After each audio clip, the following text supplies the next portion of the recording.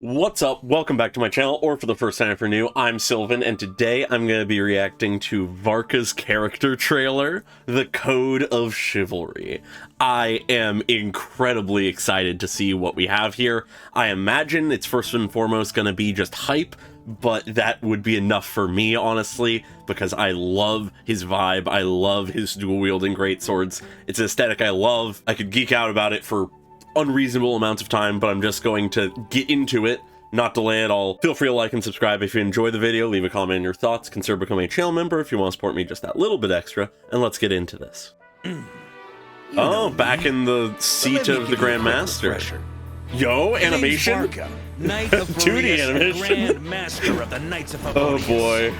Protecting Mondstadt is no walk in the park. It's a job filled with challenges and perils. Lots of paperwork. But a knight never surrenders to hardship. For freedom and honor! Oh, this is already great. Oh my god. When it's too hard. Ooh, the music. Clee. Okay. Grandmaster, where are you going? The winds of freedom are calling me. Hell yeah. Just Grandmaster, runs off. A few more files for you to. Oh no. Oh, I'm loving the music right now. I also love that we're just getting to see so much of Mondstadt again. Of course we'd see Diana. Okay. Lee. Uh-oh. I don't know where we Oh my god.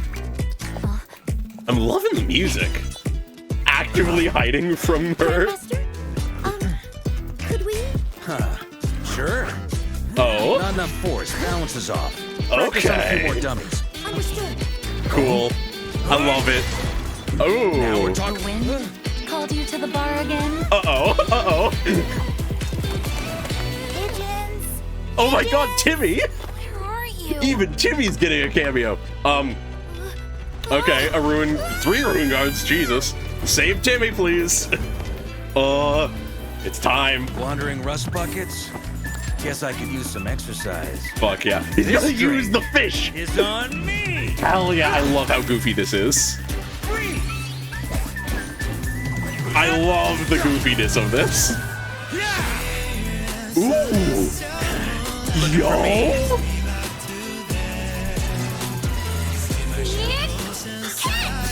Holy shit. Fuck yeah.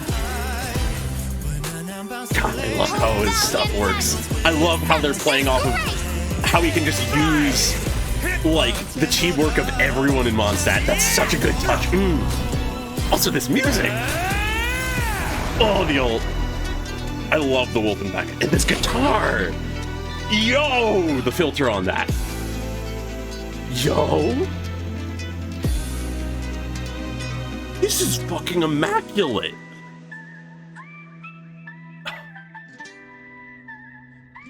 Oh my god. Alone at the bar at the end.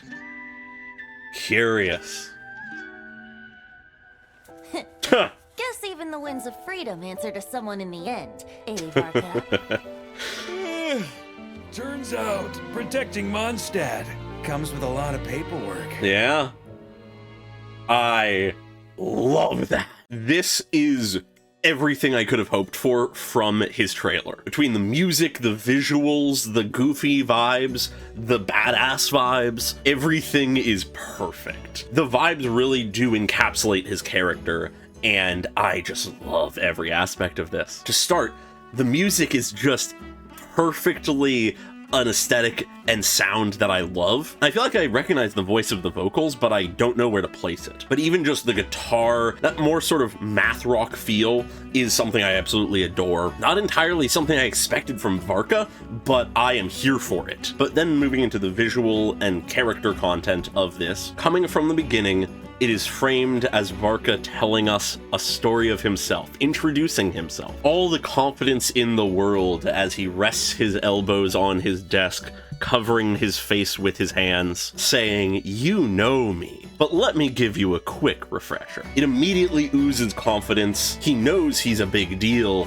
and he expects to be known. But then, at the same time, something about the art style and animation of this 2D part, as he's introducing himself, gives a bit of a goofy vibe, actually. As if he's making himself out to be more impressive and attractive and cool looking than he actually is, even though he is cool and badass. And this is most obviously shown when he is defending just some random travelers or adventurers from just a horde of hilichurls, midchurls, and lawachurls by suddenly being this more simplistic, goofy style and just slapping them around, literally. It simultaneously makes things goofy while also presenting him as extremely powerful. But bookending these more silly shots of him dealing with the hilichurls has this more dramatic, serious-looking style for him, even if the adventurer here seems much more goofy. It's once again painting him as this cool, badass guy who, yeah, it's no walk in the park to defend Mondstadt, but I manage. It's got a lot of that sort of performative cool guy vibe,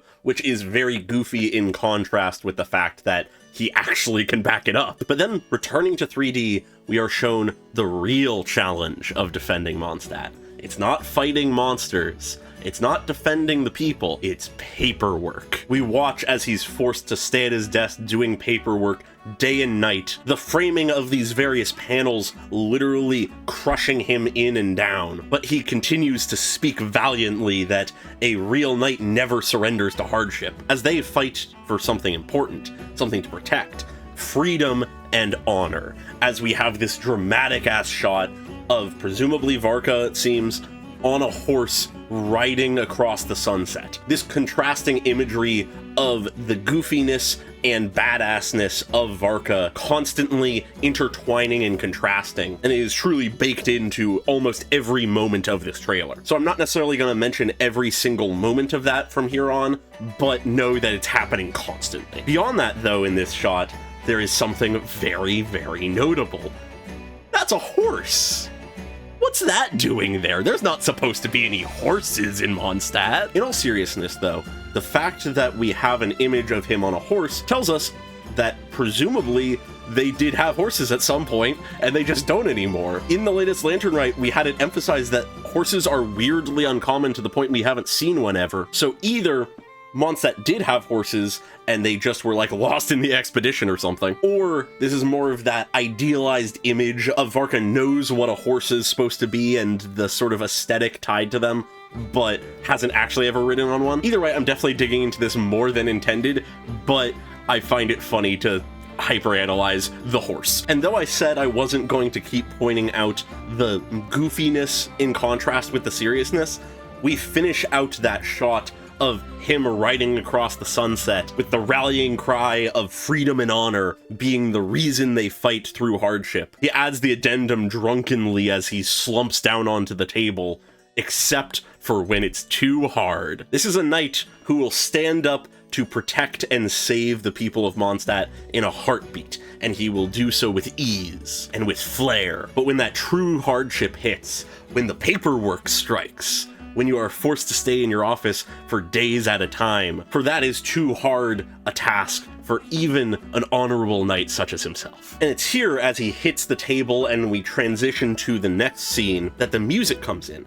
And it actually notably comes in as this ink drop falls from his pen onto the page. It's not heavily accentuated because the ink drop isn't like a loud sound effect of its own, right? But it landing on the page perfectly coincides with the start of the guitar. Clearly, Varka had sort of been lost in thought, perhaps daydreaming of what he was just talking about, or more aptly daydreaming of the drink he had in his hand. But it's here, as he snaps out of this and the guitar comes in, we see just this little strand of hair peeking through the crack of the door, pointing towards the exit, which is then immediately revealed to be none other than Klee. Clearly, Klee gets along with Varka quite well, and Varka is not necessarily the best influence on her, as rather than getting suspicious on why she's sneaking out, maybe even sneaking out of solitary confinement, he just starts whistling and eyeing around, seeing if he can get out of here. And inevitably, Mika, who is in the room, questions where Varka's going. He has tons of paperwork to still do, and his answer is truly a worthy one. The winds of freedom are calling me. As he said, he fights for not just honor, but freedom. His honor states that he must protect the city and do everything he can as the Grand Master, but he is also a knight of freedom, and freedom means following your heart when you're bored. And with this alone, we are immediately able to tell why him and Klee get along, and why inevitably Varka causes Jean such a headache. And rather conveniently, he rather dramatically, stepping through the door, rushes off in a goofy manner just in time to avoid Jean coming in with another stack of documents. At which point we transition over to the cat's tail, because of course we do. Where else would he be going than to get a drink? And it's here where he gets his drink and greets, before he leaves, an interesting little trio we have here. It's always great to see Dialek and Kaya getting along, and then Rosaria is with them. It's good to see a little bit of Rosaria here,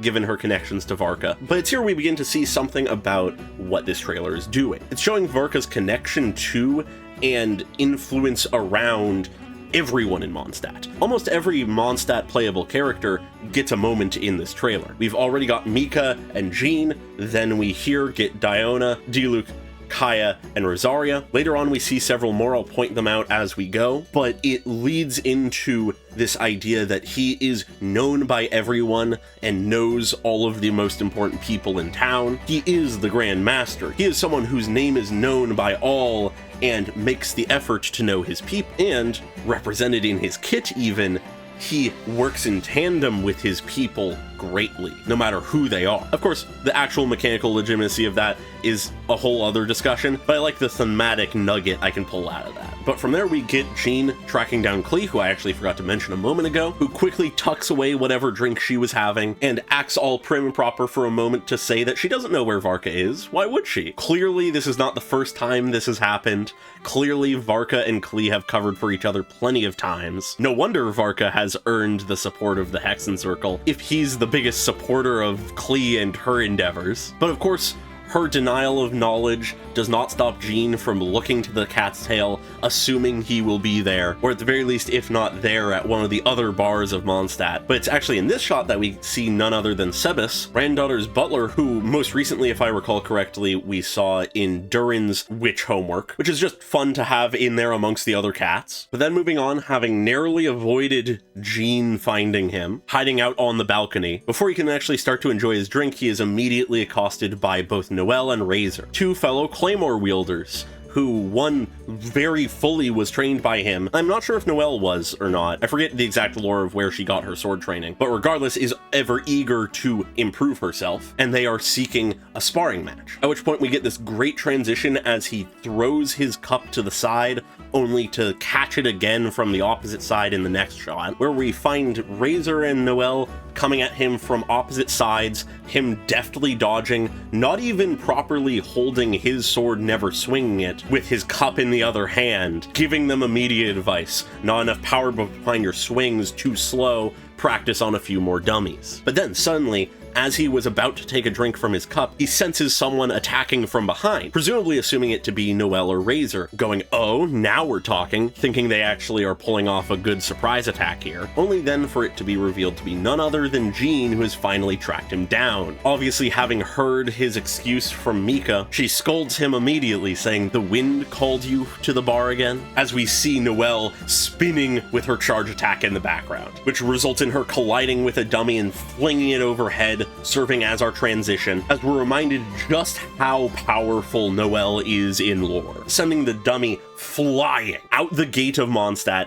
terrifying the guard out in front, and causing Timmy's pigeons to scatter, serving as our next transition as one of them flies across the camera, where we find none other than Timmy, the most important of Mondstadt NPCs, searching the woods for his pigeons. But this results in him being in danger as suddenly 3 ruin guards wake up around him, loom over him, are about to obliterate him, and so he rushes back to town, chased after by the ruin guards, bringing them straight to Mondstadt in the process. People start running in fear, but Varka, still with drink in hand, presumably having gotten away from Jean due to the chaos, valiantly walks forward, calling them wandering rust buckets. His only thought about them isn't that they're a threat, but he could use some exercise, as he picks up a fish, but not before flipping a coin to Sarah, the good hunter waitress, showing that he isn't just stealing here, he is actually paying for it before he uses it. But then, fish in hand, he tosses his drink up, saying it's on me, as it falls onto the fish,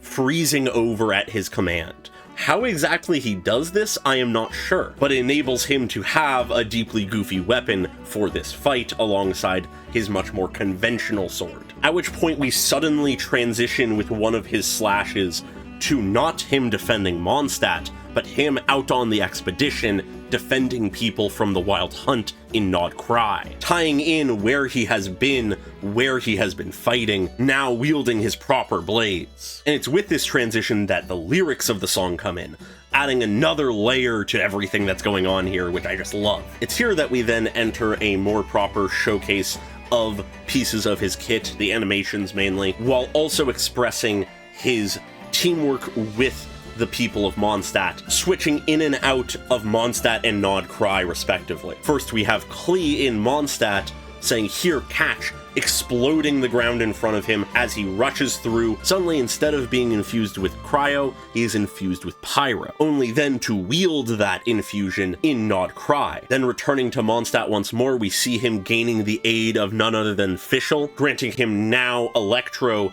as he dive bombs back into Nod Cry, finishing with his ult this time. And it does something very interesting in my mind. I feel like there's something thematic we can pull out of this, which can be seen in when we jump between Mondstadt and Nod Cry here. We see Varka battling in Nod Cry, taking the power that he is being granted by the people of Mondstadt in Mondstadt. He is the leader and protector of Mondstadt, but he fights to save and protect others even beyond its borders. He is literally taking the power granted to him by the allies he fights with and the people he intends to protect, and taking it to distant lands to save others. His connection to his homeland, ever constant in the way he fights and the power he wields. It's a really interesting touch, and I like it a lot. And it's here, after we get his character art, that we enter the most visually stunning part of the entire trailer. Starting with this shot that has Varka, Klee, and Fischl, who all work together to defeat the Ruin Guards, walking past effortlessly having defeated the Ruin Guards. Klee throwing bombs into the air, Fischl posing, and Varka in front, eyes closed, sword out at his side, trailing the line of his cuts. As there's this very dynamic color filter and gradient and patterning covering the background and everything else. Before we cut into a close shot of his face, where we can see him letting out a breath, before we transition into this incredibly, amazingly expressive, dynamic, flowing visuals of just pure colors and shapes, starting with a blob that bursts outward into the shape of wolves, and what I can only imagine is a child Varka jumping out alongside them, fist raised high. Is this telling us something of his past? Of his childhood? Is it possible that though he may not have been raised by wolves like Razor was, that even from his childhood he held a connection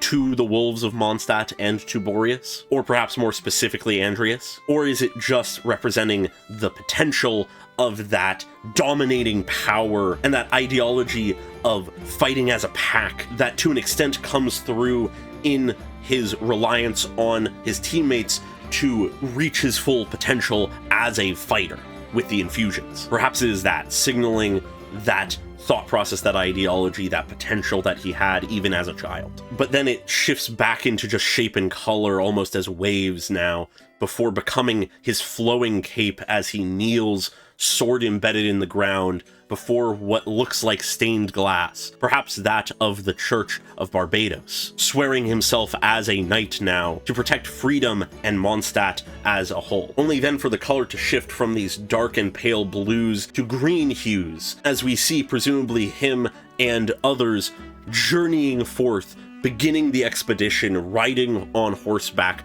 towards the dawn, only for the light of the sun to burst outward into the sunset of a battlefield. Varka standing alone as he walks towards the light. What battlefields has he seen in his journey? What battlefields will he continue to see in the future? But regardless, that is something that does not matter, as in the end of the day, after the battle, he returned home for a nice ice-cold drink, serving as our final visual in this distinct style. We're returning to 3D, only now alone in Angel's share, sitting at the bar looking into his drink as he sips it. It's interesting, there's a certain loneliness to this shot. I might be seeing something that isn't there, but perhaps it's tying to something about how though he is this outgoing, charismatic, powerful man, this leader of his people, that there is a weight he carries that others cannot see. Perhaps his knowledge of his fate more than what we were told of, that we learned that he discovered to some extent in his animated short? Or perhaps is it the weight of the battles he has fought over his life weighing down on him eventually? I don't know. I might be looking too far into it, like I said, but there is a certain loneliness to this shot. Him alone in the spotlight, alone at the bar, sipping away at his drink. But then after that shot, we get a final little sequence with him and Venti, and we see that Varka is actually doing some paperwork here at the bar. As Venti says, guess even the winds of freedom answer to someone in the end, eh? Something that comes simultaneously as a joking remark to Varka, seeing as it seems even the winds of freedom that called him to the bar cannot beat Jean and her unrelenting need to make sure the work gets done. But also this coming from Venti adds a certain irony to it. Yes, the winds of freedom do answer to someone. You, Venti, or at least as far as we understand they do, being the god of wind and all, among other things that I won't get into right now. But Varka's only response is to stretch and yawn and say, turns out protecting Mondstadt comes with a lot of paperwork. Which ends us on this note that though he doesn't like to do the paperwork, though he would much rather be out drinking, there is a balance to things. There is a necessity to some of this. He may not like it, but he'll do it in the end if it's necessary. And it seems whether or not it is truly to the betterment of the work, Varka tries to strike that balance, as he's doing his paperwork in the bar with a drink, rather than stuck in his office surrounded by nothing but more paperwork. Sharing a drink with the god that his nation worships, as he does the paperwork necessary to protect Mondstadt, or at least that comes after the actual protecting of Mondstadt. He may be a bit of a goofball, he may look to get out of his work when he can, but he is a capable warrior and a capable leader. That is the impression we are left with here, I would say. And I love it. It's so fucking good. And I love how we got to see just a little bit of most people from Mondstadt. In this moment, I can only think of a handful of people that weren't shown, most notably being Bennett, Sucrose, Albedo, Mona, Lisa, Amber, and Eula. So 7, which is admittedly is a good amount, but I like how many people we see regardless. It's a nice touch mixed in with the incredible execution of this entire trailer, and I just absolutely adore this thing. I'm almost certainly going to rewatch it plenty of times after I'm done editing this video, but for now, I'm going to call it here. Feel free to like and subscribe if you enjoyed the video, leave a comment on your thoughts, and very special thanks to all of my channel members, including Amorphosilica, Dweller, Pokelove 101, and Unusual Echo at the normal tier, and Kondo Nano at the cool person tier. Really appreciate your support, as always, and I hope you all have a great day. Bye-bye!